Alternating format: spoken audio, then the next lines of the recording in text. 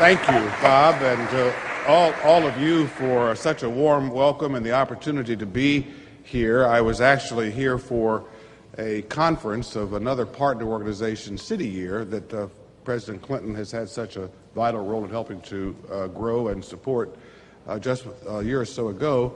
But it's wonderful to be here in this setting and for this purpose to really first affirm and applaud those of you, particularly the students who are enrolled in the Clinton School, for the great commitments that you have made, the experience that you bring to this additional phase of your educational experience, and for the great future that waits before you to carry out the commitment for community service and public service at a time when it is needed so earnestly. To those in the staff or in the community who found your way here today, again, I'm happy to have an opportunity to make just a bit of some remarks regarding the growth of what I consider to be an industry, that is, in the increased movement towards civic engagement and civil society.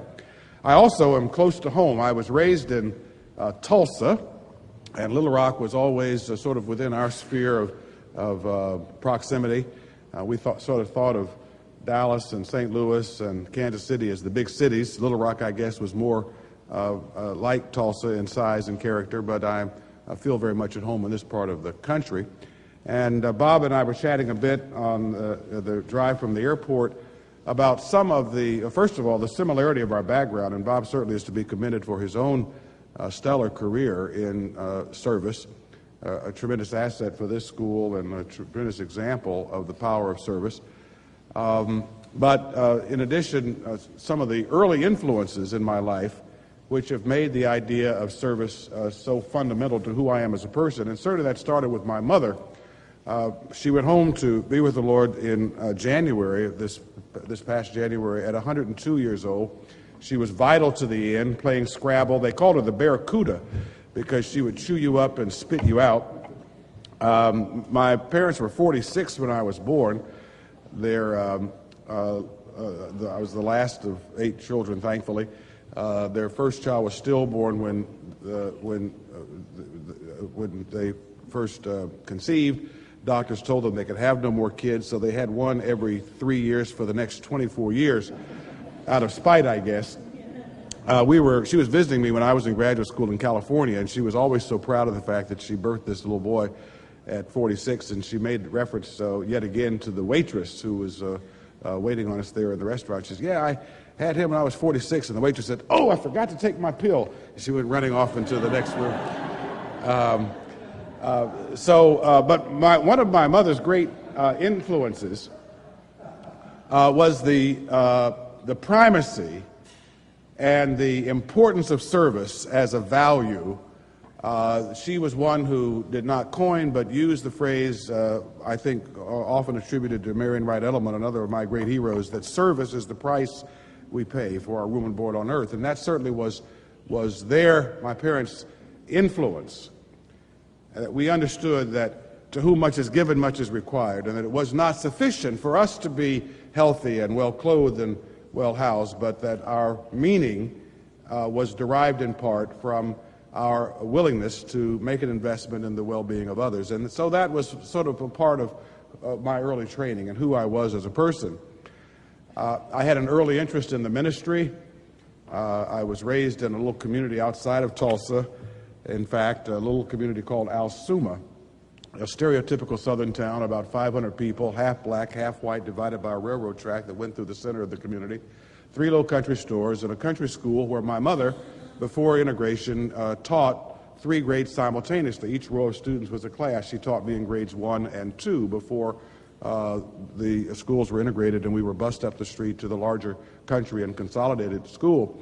And it was there I attended the little one-room Baptist church with the 3-hole outhouse and the wooden pews, and decided that I wanted to pursue the role of a minister. I was 9 when that church made me a lay minister, and I was licensed at 15, and I was ordained at 21 by one of my mentors, who was Oral Roberts, where I also attended university.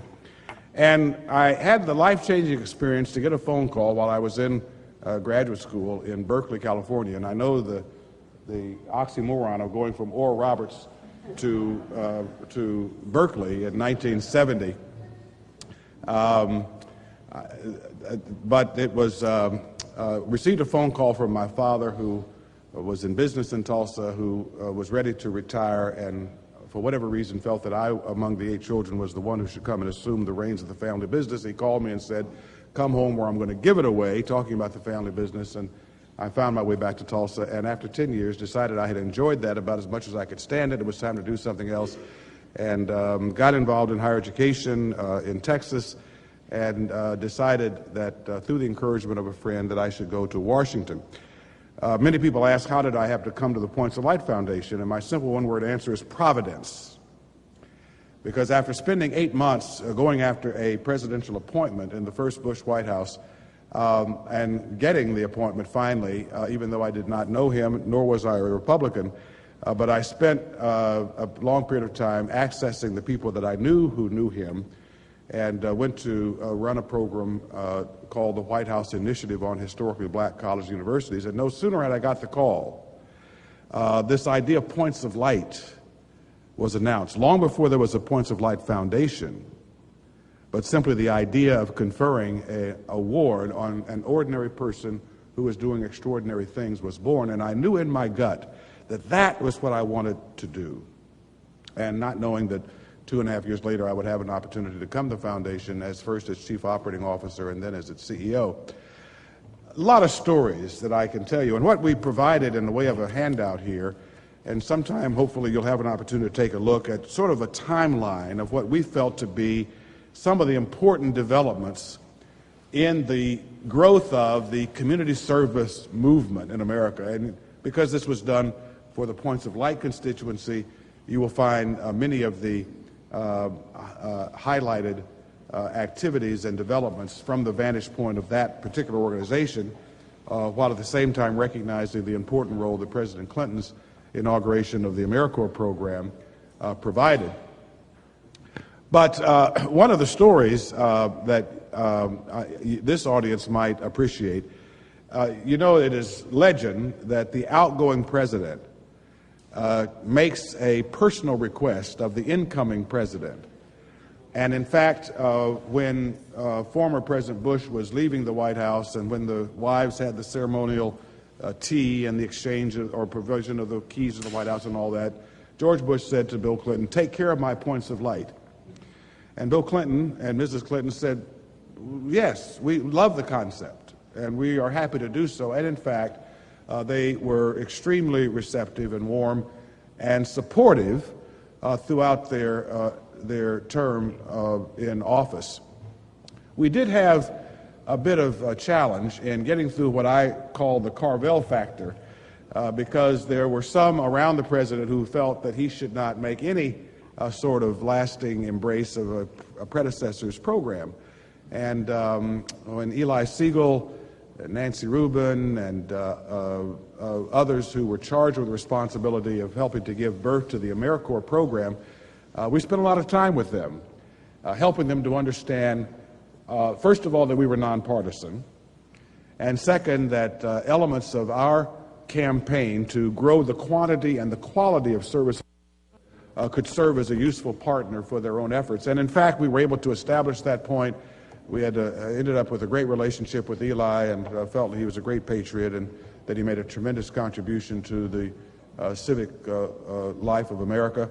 When Harris Wofford became the CEO of the Corporation for National Community Service, I always will have profound respect and regard for Harris. Harris was the only sitting member of the U.S. Senate to come to our offices as a young startup national organization to find out what he first could learn and how he could help to promote this concept of service. And this was long before, again, there was an AmeriCorps, or that he was destined to become its second director. Harris remains one of my closest friends. He's a member of our board, and we have had many campaigns together, including having made the decision to co-sponsor what became known as the President's Summit for America's Future. There's a lot of stories about that I could share. including the fact that when Harris became the head of the corporation, and because AmeriCorps had been politicized, as the points of light, frankly, had been politicized in the minds of many, and Harris had a single focus of bringing bipartisan support to this campaign for a national service.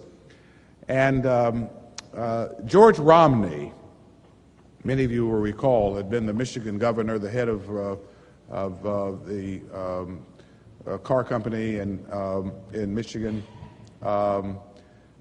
very active in his church, head of HUD, a one-time presidential candidate, and who came to believe in the last years of his life that citizen was the most important title he could bear, and was a longtime champion of the move for increased volunteering. And George always talked about a presidential summit. He said, let's get all the presidents. If we've got people saying points of light is a Bush thing and AmeriCorps is a Clinton thing, and if you happen to be of different part of political persuasion, you would probably draw some criticism of their respective programs. Let's get both of them. And for that matter, any other and all other of the living presidents that we can on the same stage at the same time, and do two things: elevate the importance of service so that it be seen as worthy of the attention and effort of every American, and also to depoliticize it.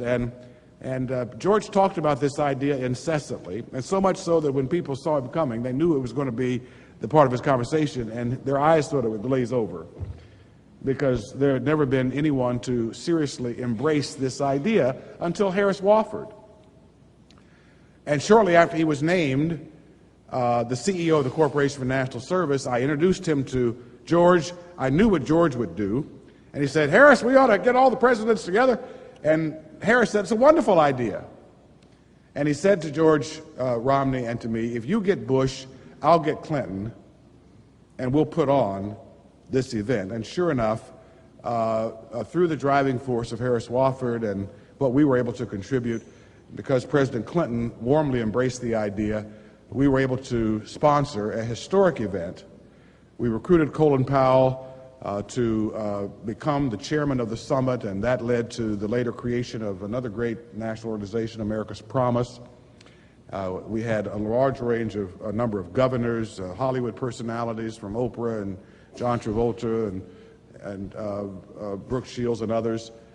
We had a large contingency of corporate leaders, and we moved the needle on the radar of the importance of service and volunteering to a point now where I believe we are in the stages of a great national campaign. And one of the things that you'll notice as you look through this timeline is that prior to George Bush's service, H.W. Bush's service, the idea of volunteering in service was thought by many to be nice, but not necessary. It was something that the wives who don't work outside the home do while the husbands are out slaying the dragons. And in fact, while volunteering is the fabric of American life since the beginning, the whole notion of neighbor helping neighbor build their barns and all of that, and the westward expansion, there was something dramatically different about the nature of and the caliber of service when you had a sitting president say there can be no definition of a successful life that does not include service to others. And all of a sudden people began to say, well, now wait a minute. Maybe there are strategic business benefits if I encourage my employees to go into the community to serve. And so we've seen an uptick, if not surge, in the increase in workplace volunteering. And I have witnessed during my 15-year tenure a dramatic change where it is the expectation that businesses will have some active commitment at the community level that goes beyond writing checks or having corporate contributions, but instead where their employees and the image of the company is identified with some appreciable level of investment in the social well-being of the community. Very simple reason for that. People have now come to understand you cannot have a healthy business in an unhealthy community. that the employees and that the vendors and that the customers of the business depend on the social bonds of the community being healthy and well nourished, and that therefore it is to the vested self-interest of the company to make a contribution to the social well-being of the community in which they live and work. You had governors and elected officials at all levels who said, you know, I want to rethink this. I don't want for the idea of community service and volunteering to be simply something that my mother or my daughter or my wife is engaged in as a part of their individual campaign, but instead I want to be associated. And when the governor is a woman, which thankfully is happening and more often, don't want it to be something the first husband, the first gentleman does, but that the governor, the incumbent themselves, are seeing the benefit to being associated with helping to nurture and ignite the bonds of community service and volunteerism because of the change it makes in the way in which people feel about their neighbor and the sense of responsibility that people have for the well-being of their community. So there's been a dramatic shift. When President Clinton was elected, and when he had his first site visit and encounter with City Year, and he saw these young people who had dedicated themselves to a year of service, taking time away from Harvard and Stanford and Tufts, where many of them had the option to matriculate, but instead dedicating themselves to working in after-school programs and in tenement houses and in settlement programs, because they understood that they were improved and that the quality of their life was radically and significantly changed as a consequence of that commitment. And he said, this is what America needs in a grand scale. And he led the campaign to develop AmeriCorps, and it has become a shining example of the power of public service. And he moved the dial yet again so that it becomes the common expectation for every American to find some opportunity and outlet for service.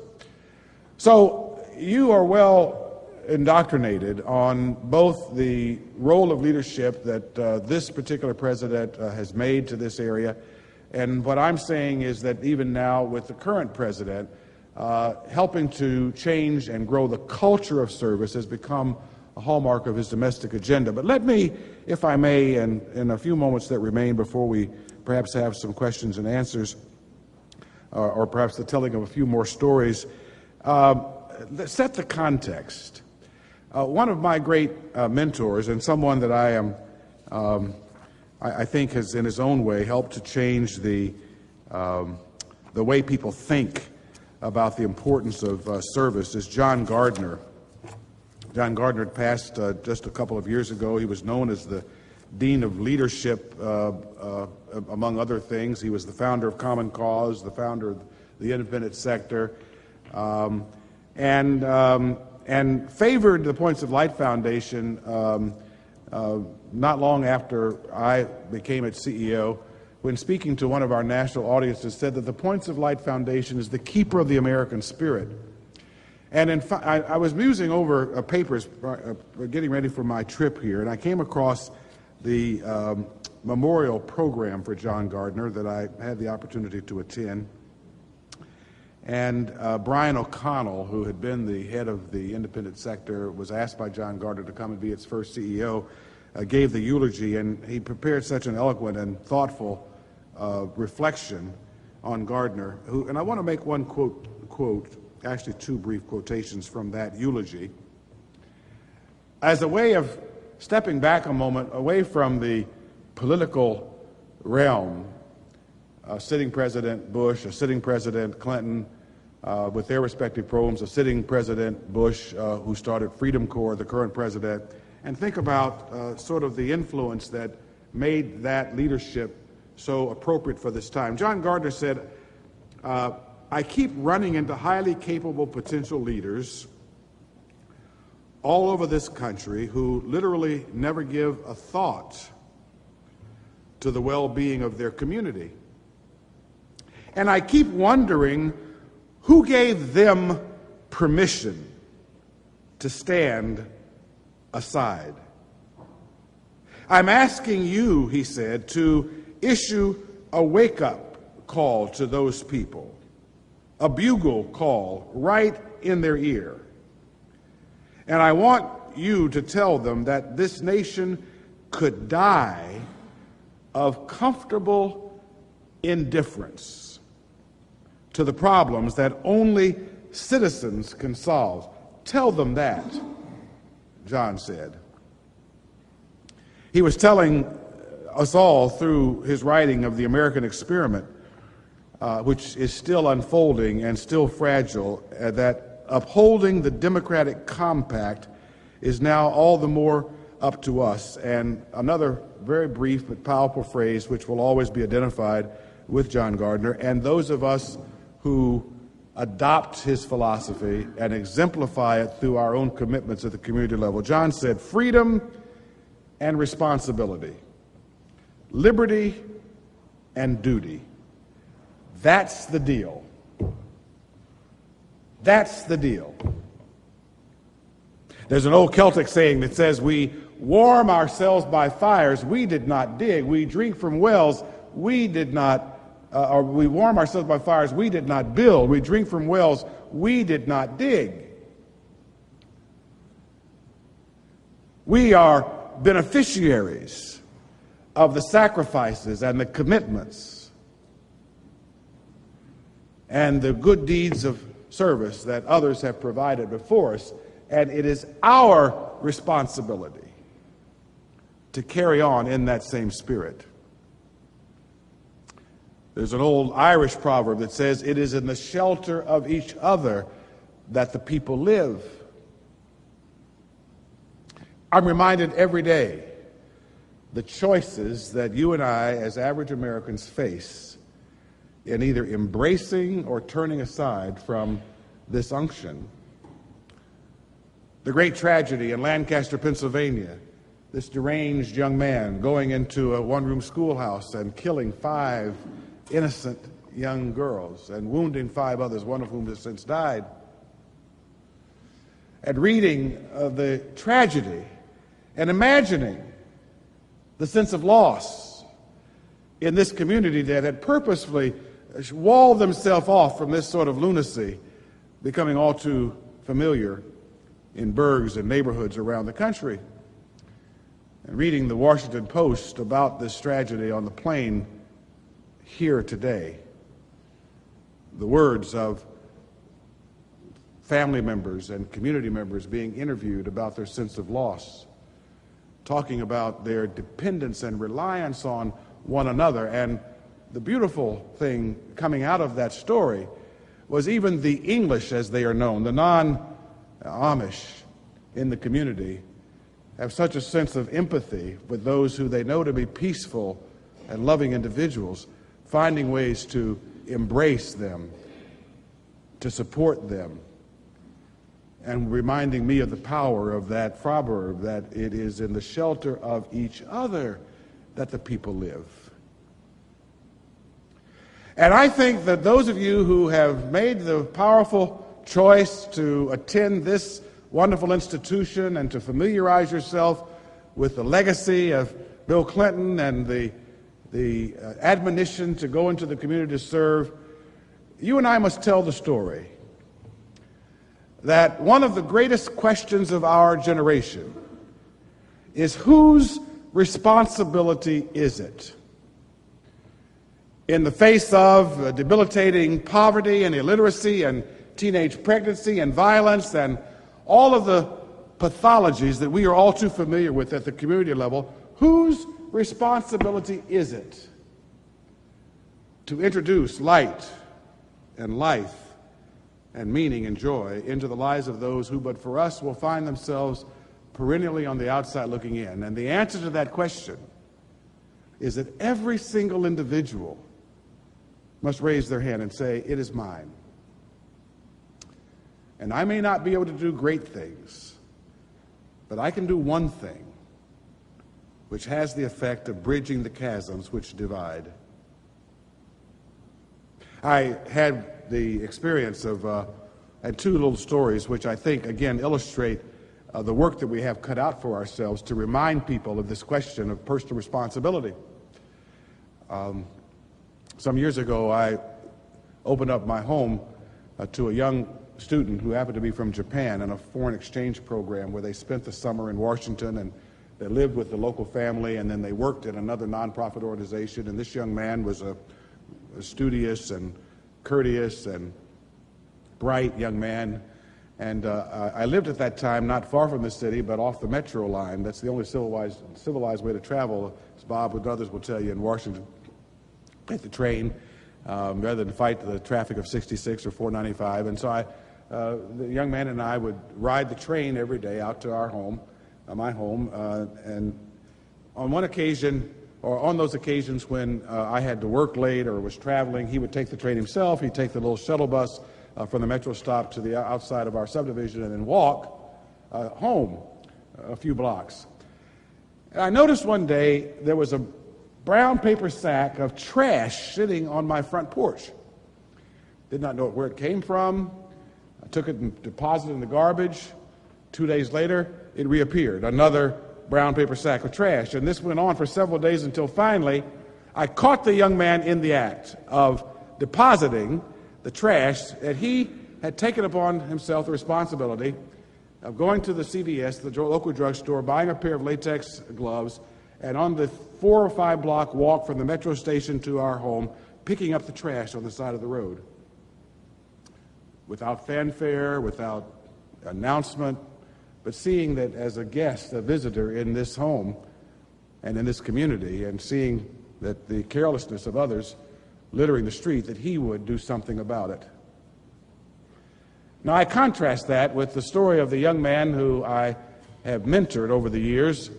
My wife and I have taken 2 young men out of southeast Washington under our wing. We've been working with them for a number of years. They come from probably the toughest piece of real estate in the country, where you've heard it often said that many young people simply have the aspiration to live to be 18. And I went over one day to pick up these 2 young brothers, they happened to be biological brothers. And the oldest boy, by the way, I taught how to drive, and he stole a car. My daughter told me, Daddy, I don't think I would tell that story. In fact, however, I'm proud that he is, in fact, still alive. He is a contributing member of society today. He has had a few run-ins along the way, but he came from very tough circumstances. But on this particular day, I went over to pick him up, and we were waiting on his younger brother to come downstairs, standing in front of the public housing complex where he lived, and there were soda cans and potato chip bags strewn across the very small parcel of land in front of this tenement house. And I said to him, thinking that I would be an encouragement, I said, Roy, why don't you pick up that trash in your yard? And he looked at me with what could be only thought of as disdain, and he said, he said, they pay people to do that.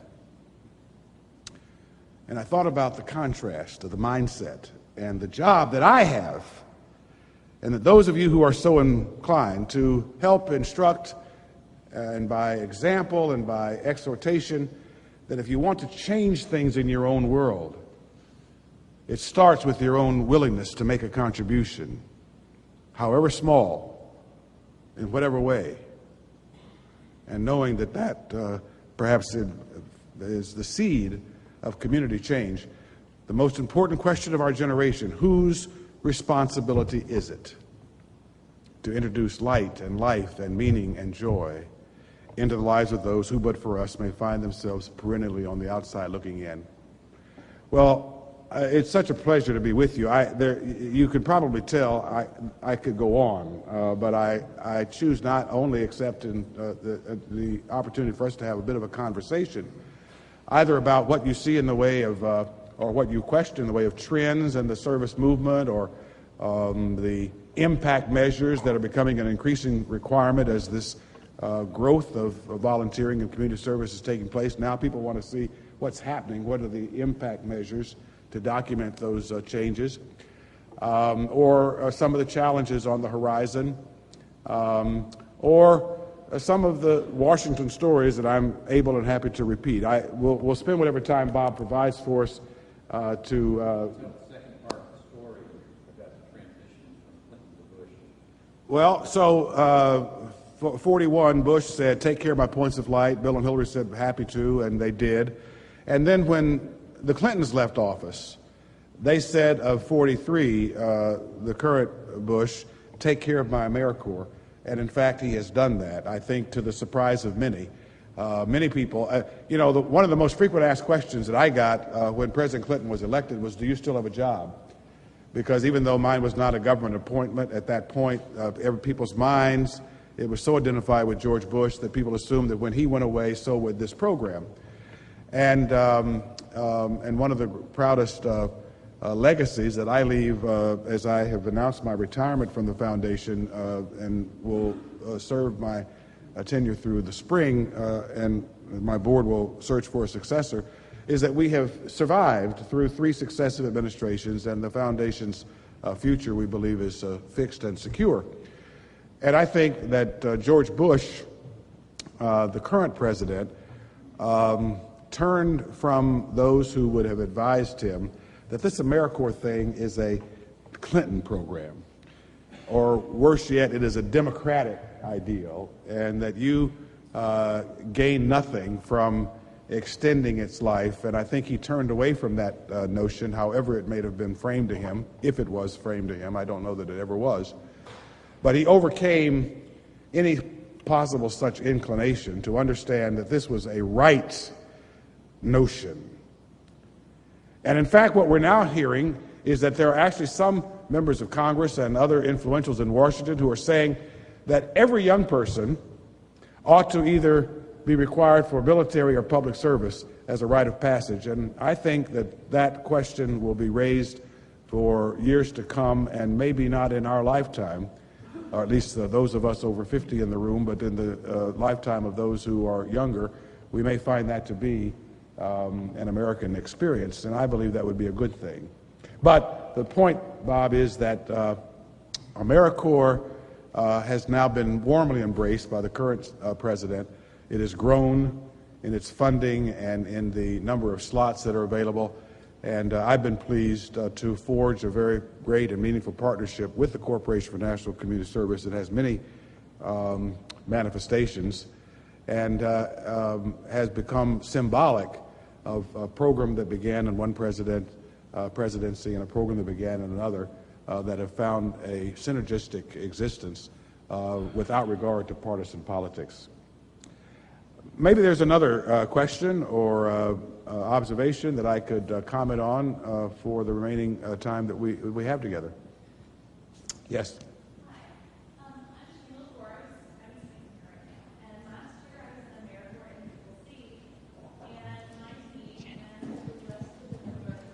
Of my campus received a letter saying that the budget for NCCC had been completely zeroed out and that the program would be eliminated, which allows 1,200 18 to 24-year-olds to volunteer their time.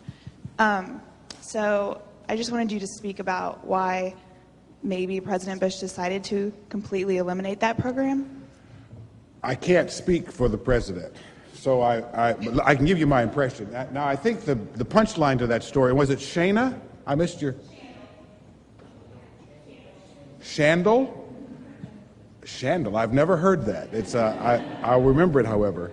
The punchline to the story is that the program has been reinstituted. They have found funding to sustain it, and I think there was a chorus, a bipartisan chorus, that was sufficient to extend the program.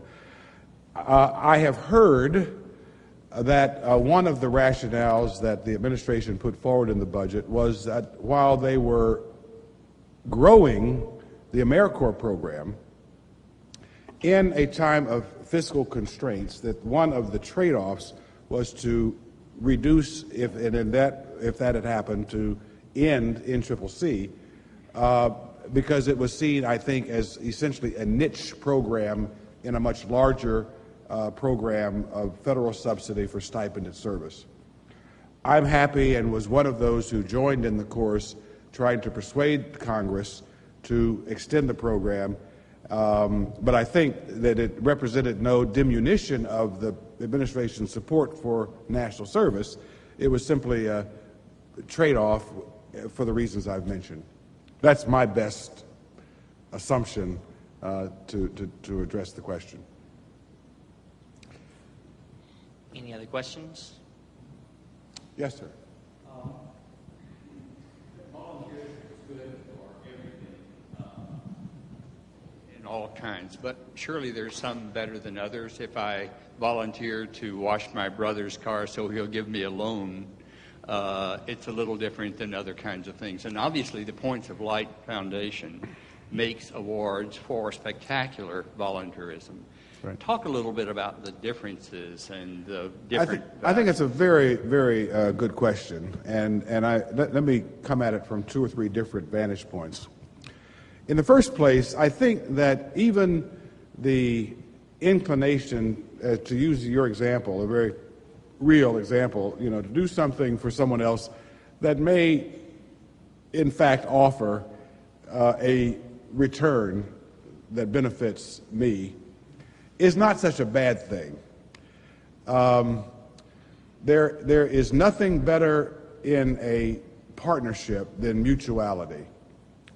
And there's nothing that jeopardizes the terms of a relationship than it is one-sided. If in a marriage, one partner or the other always feels themselves to be doing for the other without having done in return, you can appreciate how unfulfilling, if not short-lived, that relationship is likely to be, as is true in friendship and in parental and children's relationship, etc. So, first of all, I don't think it's necessarily a bad thing for people to do something for which there seemed to be some mutuality, because that does have the potential to extend the quality of the nation's relationship. Now, more specifically to your question, and this has frankly been a topic of fairly robust dialogue within my leadership team and my board over the years, because we had to say, all right, we want to promote volunteering, but not just for any old thing. We want to promote volunteering that is seen as helping to address serious social problems. And that has brought us into the discussion.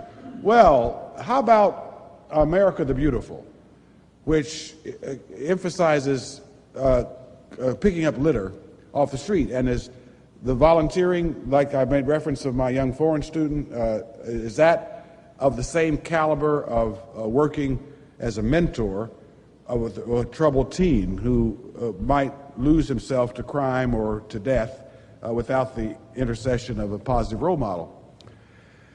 What we've come to believe is that at the root cause of most serious social pathologies is the phenomenon of what social policy wonks and thinkers refer to as disconnection or social isolation.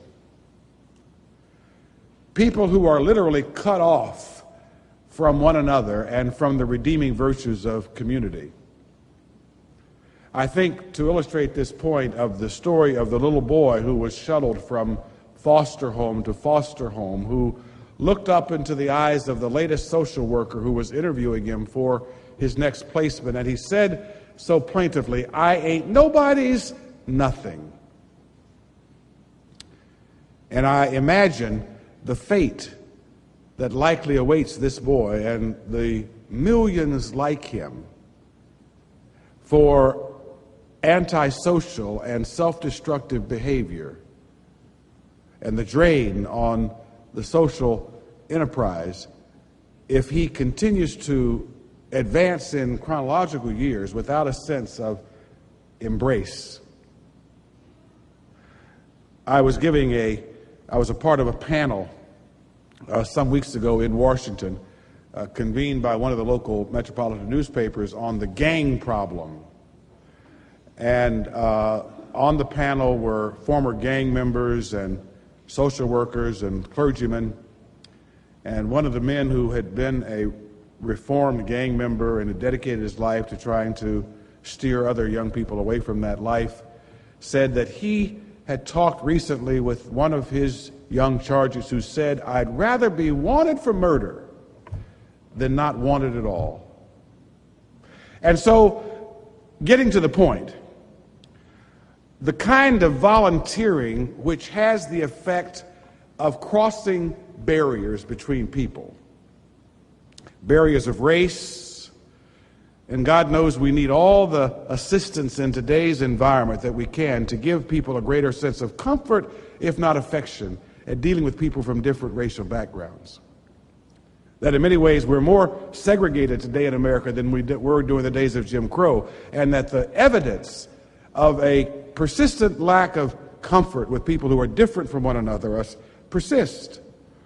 So the kind of volunteering that brings people into relationship and bridges the chasms of race and class and gender and sexual orientation and religious differences is the most important kind of volunteering, because it builds a bridge. And I know that people in this community know a lot about building bridges, but it builds a bridge that has the effect of increasing the social capital of the community. So now, if that means that if you are a dossier at a museum, but you find in that experience an opportunity to say a kind and affirming word to a young person who comes from a different community than do you, and in its own way to embrace and encourage and affirm that individual, then that's the most important kind of volunteering you can do. Because it's not what you're doing, it's what you bring to that work. It's your orientation, it's your commitment, it's your understanding about the power of connection. That'd be the best way I have to answer the question, so as not to disparage or minimize anything, because everything has the ability of bridging the chasms which divide. Yes?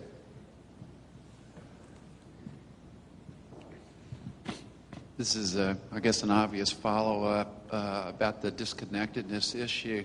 Could you comment on the role of international service in the big, broad programs that you've talked about, status of the Peace Corps, and what you think the future role should be for that type of service, and whether our government should support that?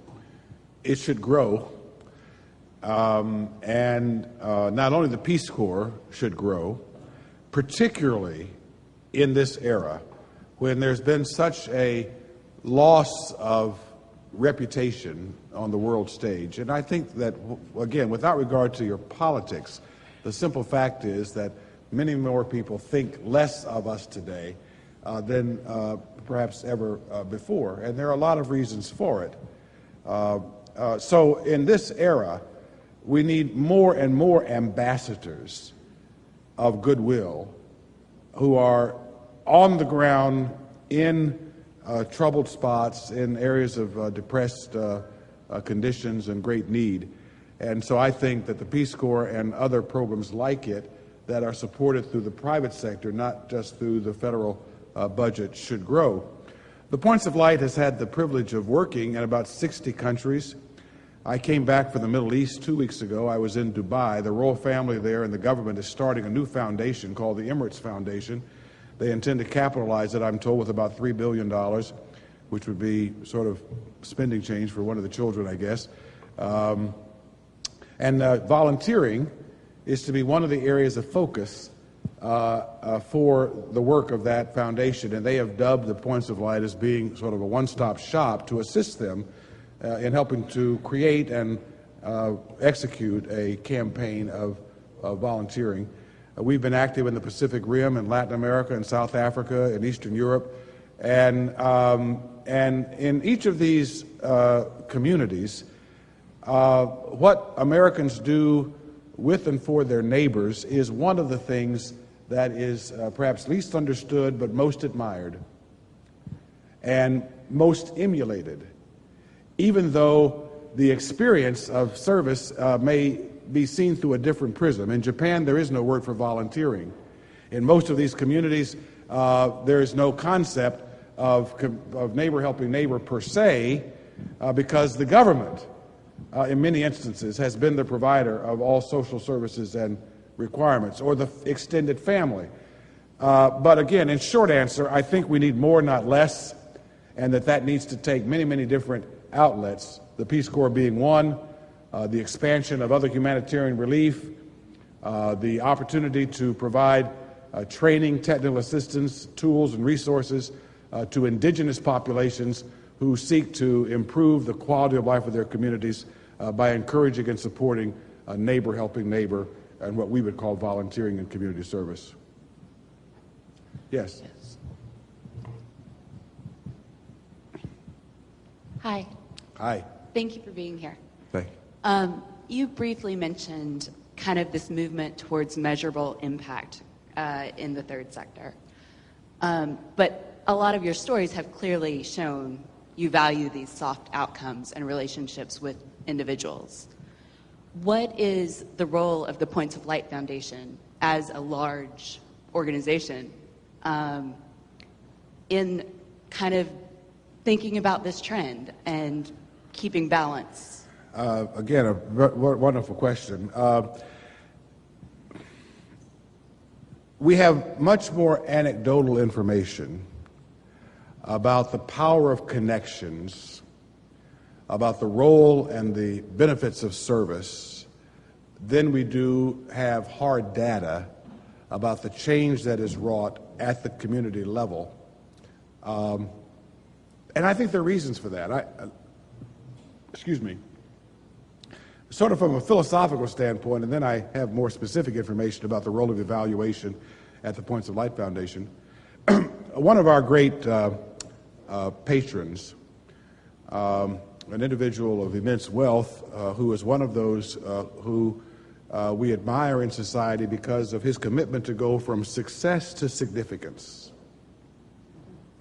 and who's been willing to dedicate a significant percentage of his earthly wealth toward programs of community change, and was an early patron of our work and continues today to be supportive. And he said to me one time not long ago, he said, "Bob, after all that we have done," which was a surrogate for saying, "After all I've spent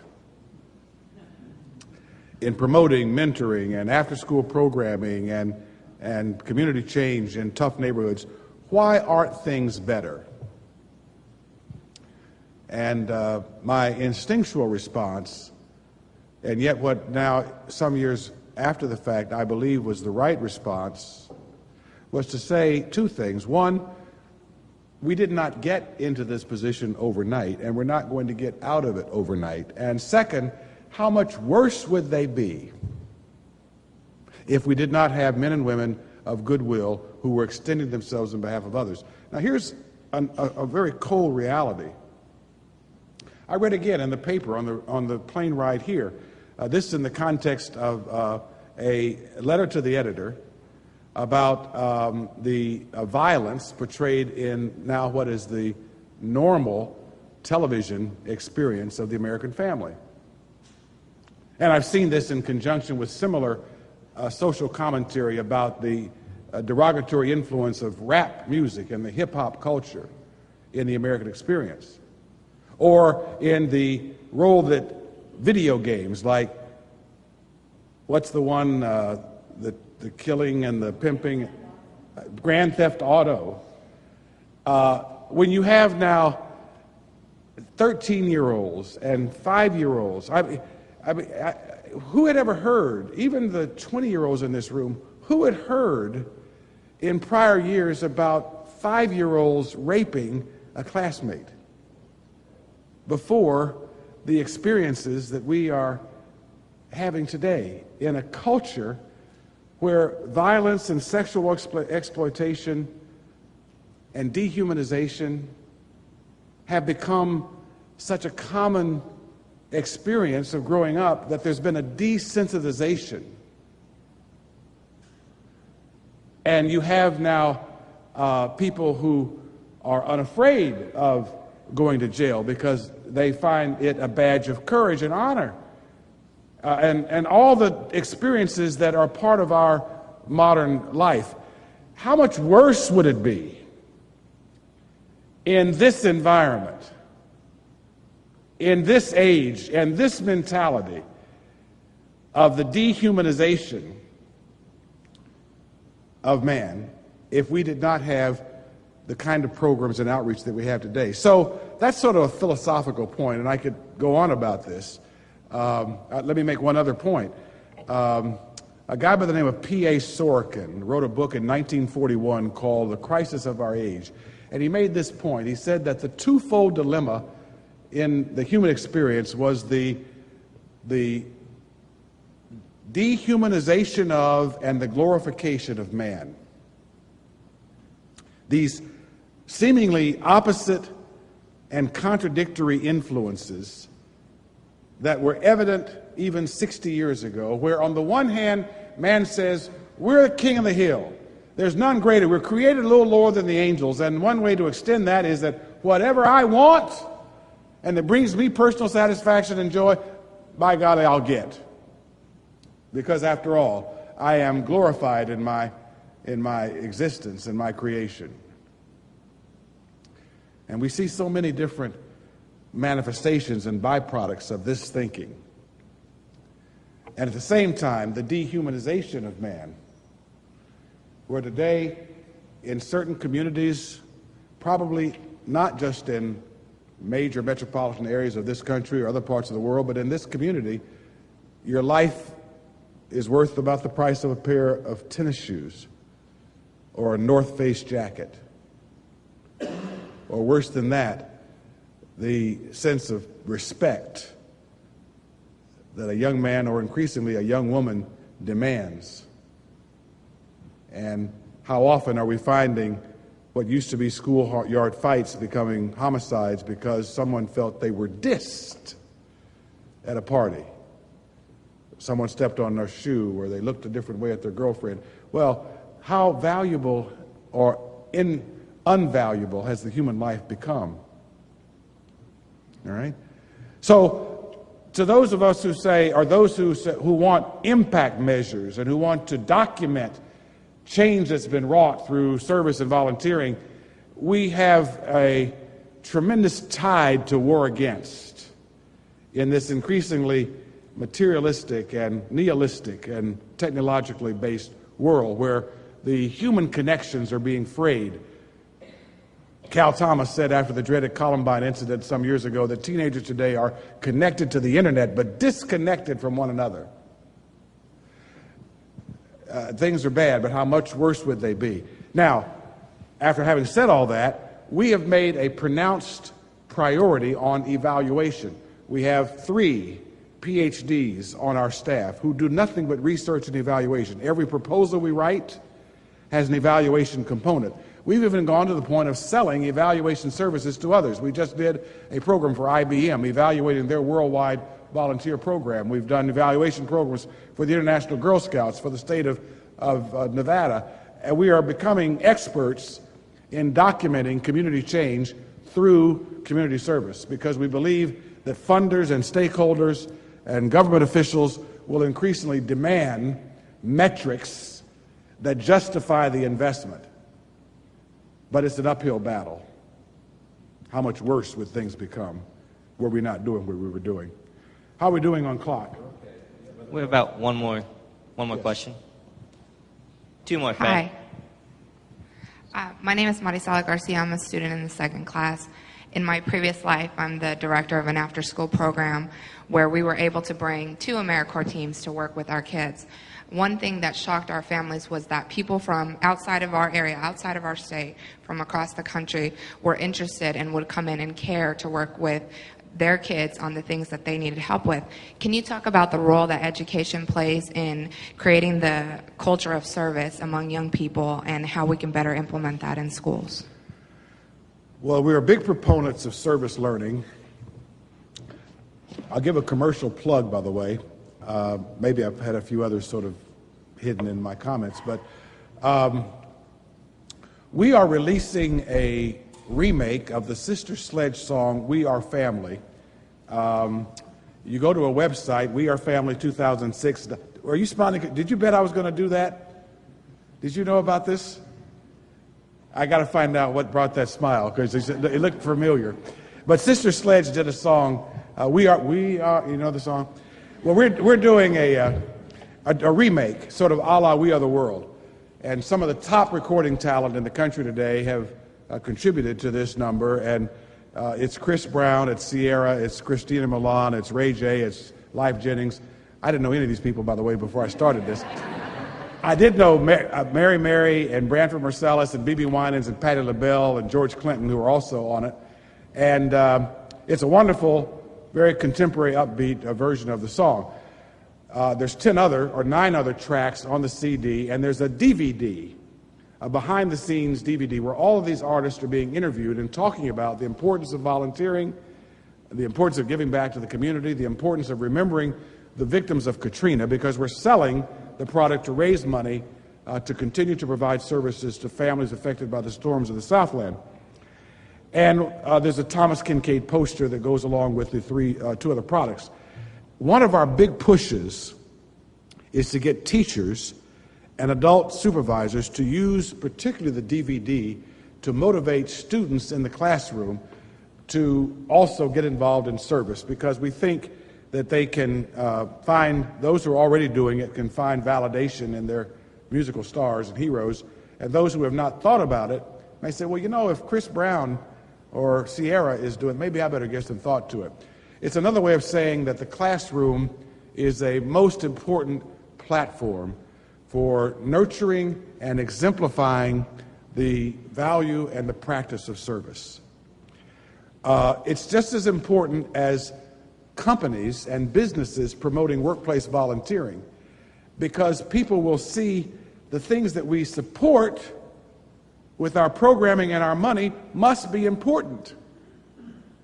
If the school district is saying that algebra is important and English is important and biology is important and service is important, there's a greater likelihood that the kid who comes up creates a space of value and meaning in their own place for that value, because those in charge have made a place for it in their educational experience. Just like if a sitting president or if a corporate CEO says it's important that our people are out there, it's going to be a little harder to ignore that as a value and think, well, that's only something my wife's going to do. I'm going to concentrate on what's really important in my family and community life.